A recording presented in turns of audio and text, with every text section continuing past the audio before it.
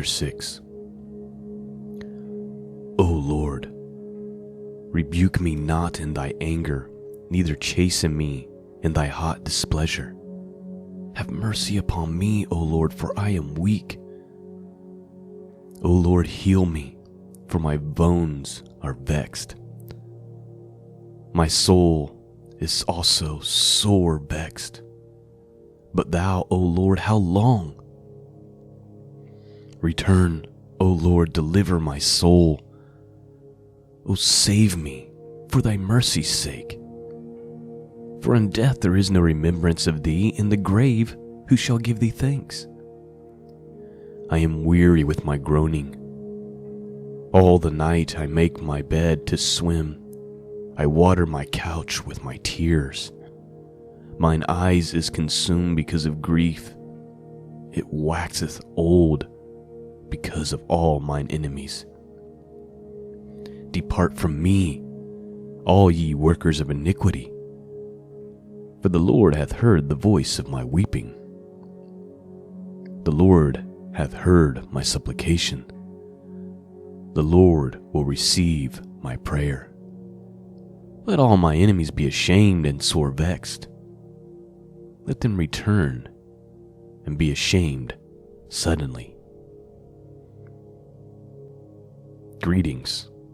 Welcome back to Scripture and Prophecy. I'm Sean, your host. The website is www.scriptureandprophecy.com, and we are back with our weekly segment, Psalm Wisdom and Encouragement from the Psalms and from the Proverbs. And we're going to spend a little bit more time in the Proverbs again today, as the Psalms was only 10 verses, but it's 10 verses of David just crying out to God, asking for healing, asking for his mercy to be upon his life, asking for God to send away all these evil workers of iniquity.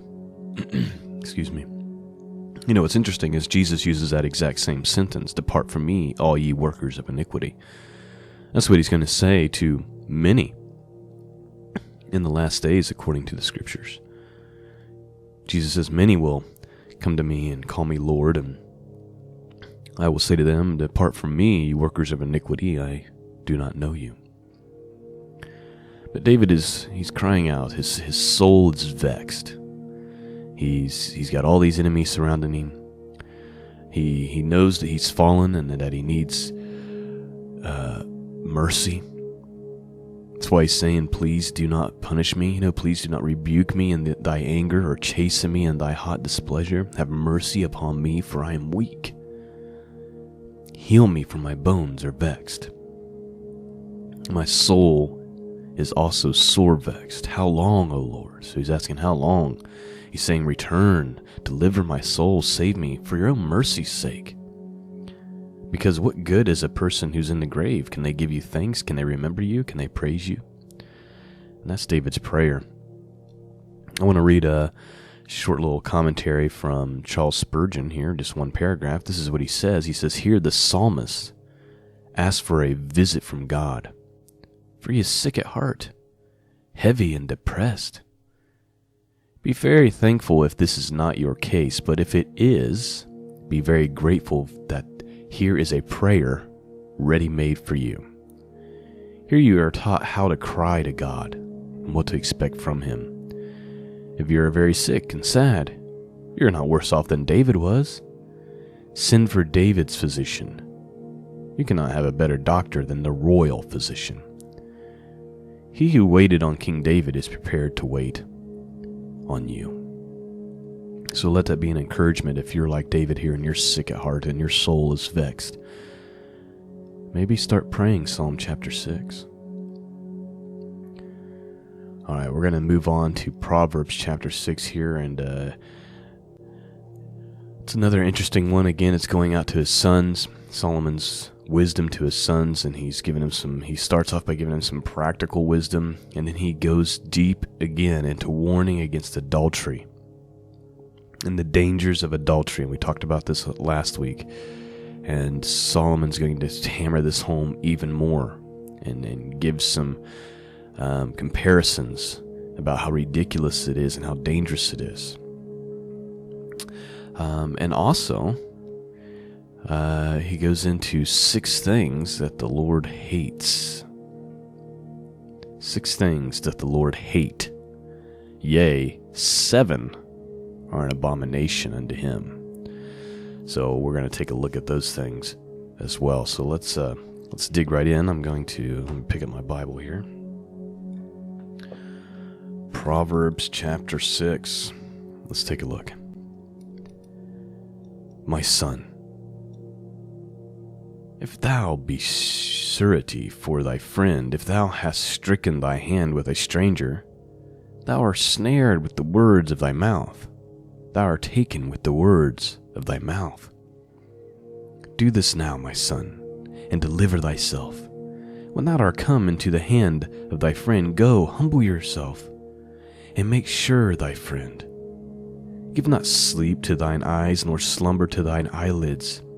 Deliver thyself as a roe from the hand of the hunter, and as a bird from the hand of the fowler. Go to the ant, thou sluggard, consider her ways, and be wise, which having no guide, overseer, or ruler, provideth her meat in the summer, and gathereth her food in the harvest. How long wilt thou sleep, O sluggard? When wilt thou arise out of thy sleep? Yet a little sleep, a little slumber, a little folding of the hands to sleep. So shall thy poverty come as one that travaileth, and thy want as an armed man. A naughty person, a wicked man walketh with a froward mouth. Real quick, when it says froward, the word froward there in the King James just means perverse. So he's saying a naughty person, a wicked man walketh with a perverse mouth. And now we're going to get into the warnings about adultery and the 6 things that God hates, and yea, even 7 of them are an abomination. So listen closely. Verse 13. He winketh with his eyes, he speaketh with his feet, he teacheth with his fingers. Frowardness, perverseness, is in his heart. He deviseth mischief continually. He soweth discord. He's talking about a wicked man, a perverse man. These are the things he does. He sows discord. He devises mischief continually. He has perversity in his heart. He speaks with a perverse mouth. Verse 15, therefore shall his calamity come suddenly. Suddenly shall he be broken without remedy. These 6 things doth the Lord hate. Yea, 7 are an abomination unto him. A proud look, a lying tongue, and hands that shed innocent blood. A heart that deviseth wicked imaginations, feet that be swift in running to mischief, a false witness that speaketh lies, and he that soweth discord among the brethren. We're going to come back to those and just kind of look at them closely here in just a second. Verse 20. And the next 10 verses, 15 verses are more continuous warning against adultery, so pay attention. My son, keep thy father's commandment, and forsake not the law of thy mother. Bind them continually upon thy heart, and tie them about thy neck. When thou goest, it shall lead thee. When thou sleepest, it shall keep thee. And when thou awakest, it shall talk with thee. For the commandment is a lamp, and the law is a light, and reproofs of instructions are the way of life. To keep thee from an evil woman, from the flattery of the tongue of a strange woman. Lust not after her beauty in thine heart, neither let her take thee with her eyelids. For by means of a whorish woman a man is brought to a piece of bread, and the adulteress will hunt for the precious life. Can a man take fire in his bosom and in his clothes and not be burned? Can one go upon hot coals and his feet not be burned?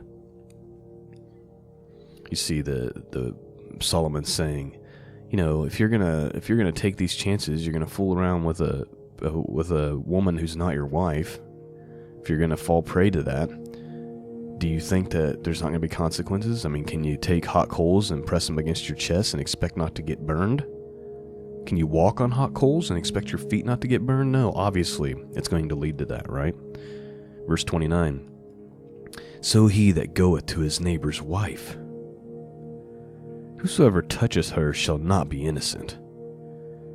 Men, do not despise a thief, if he steal to satisfy his soul when he is hungry. But if he be found, he shall restore sevenfold, and shall give all the substance of his house. Solomon's pointing out, look, you know, if somebody was starving to death and they stole some food, you probably wouldn't even think them that wrong, right? They're starving to death. But they would still have to pay the consequences, right? They would have to repay it, you know, sevenfold. But, verse 32, whosoever committeth adultery with a woman lacketh understanding, and he that doeth it destroy his own soul. A wound and dishonor shall he get, and his reproach shall not be wiped away, for jealousy is a rage of a man. Therefore he will not spare in the day of vengeance. He will not regard any ransom, neither will he give rest content, though thou givest many gifts. And that, my friends, is Proverbs chapter 6. Lots of warning. Lots more warning about adultery. And we talked a lot about that, like I said last week, and I don't think we need to point out the obvious anymore. I mean, Solomon is very, very clear. The dangers of it. Let that be a warning to all of you. And of course, it doesn't just apply to men, it applies to women too, but Solomon is writing this proverb to his sons. What I thought we would take another close look at is the 6 things that the Lord hate, yea, 7 are an abomination unto him. Verse 16. Let's take a look at these real quick. First thing on the list, pride. Pride is the first thing on the list. A proud look.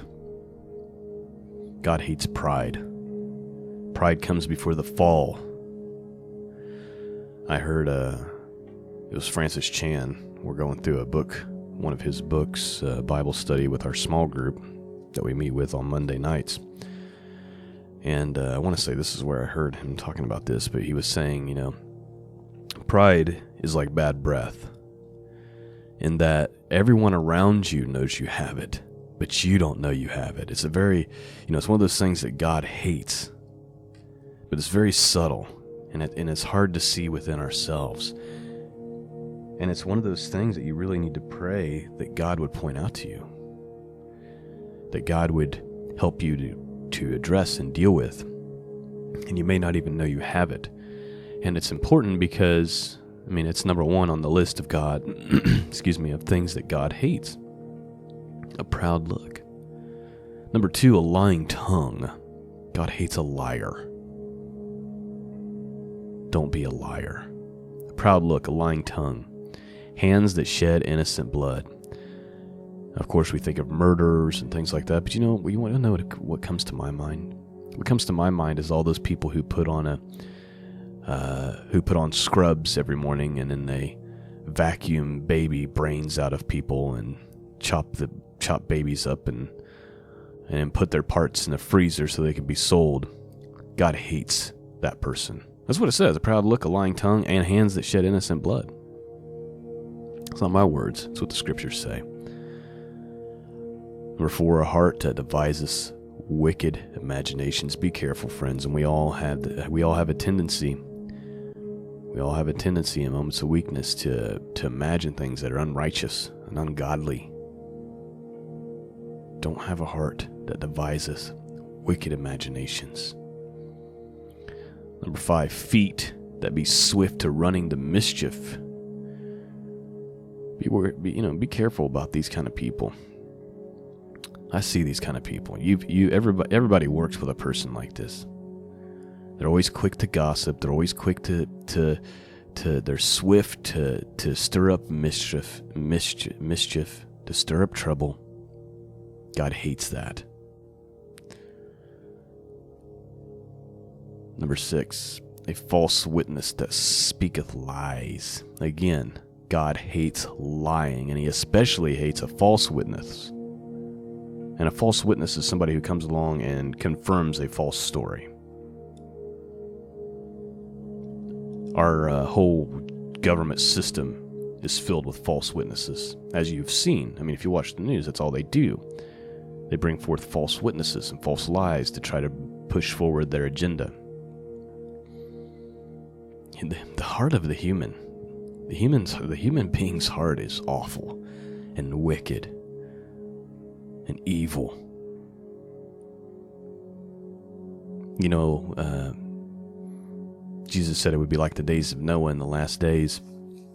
And if you go and you read the Genesis, when dealing with the flood, when God's issue, aside from all the little other information and details that we know and we discuss, but if you just take the bare bones of what the scriptures say, God's issue was that the thoughts of men were evil continually, every thought.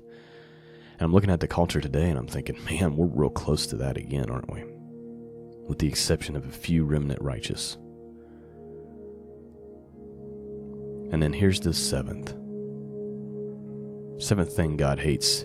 Let this be a warning to everyone who goes to church, everyone who gossips about one another, talks about one another. I see this in the church all the time. God hates a false witness that speaketh lies. And number 7, he that soweth discord among the brethren. Of course, the brethren would be those in the congregation. That person that comes in and is always talking about the other person. Oh, did you hear what so-and-so did and so said, and sowing that discord, and then you start to have negative thoughts about that person. The person who stirs all that up, it says that God hates he that soweth discord among the brethren. Make sure none of these things are taking place in your own life. Ask God to show you where this could be taking place in your own life. We all need to pray this. God, help me. Keep me humble. Help me to not have a proud look. Help me to always tell the truth. Help me to not devise wicked thoughts in my imagination. Don't fall to the prey and the temptation of gossip and things of that nature that could cause you to sow discord among your brethren within your own church, your own community. That's the warning here from the writer of Proverbs. And then the last 15 verses, more warnings. Don't go into your neighbor's wife. Whosoever toucheth her shall not be innocent, the scriptures say. Whosoever committeth adultery with a woman lacketh understanding, and he who doeth it destroyeth his own soul. A wound and dishonor shall he get, and there's no coming back from it. This is in his reproach shall not be wiped away. That mistake could haunt you forever. So take that very, very seriously.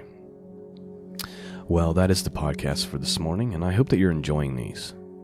We could all use wisdom and encouragement from the Psalms and Proverbs. And if you think these are speaking to your heart, let me tell you that all this is speaking to my heart as well. Because it's the Word of God, and it's sharper than a two-edged sword. And it penetrates deep into your soul. Because it's the truth. And I pray that it's blessing you. That's all I got for you this morning. Peace and grace be with all of you, and until the next time, God bless.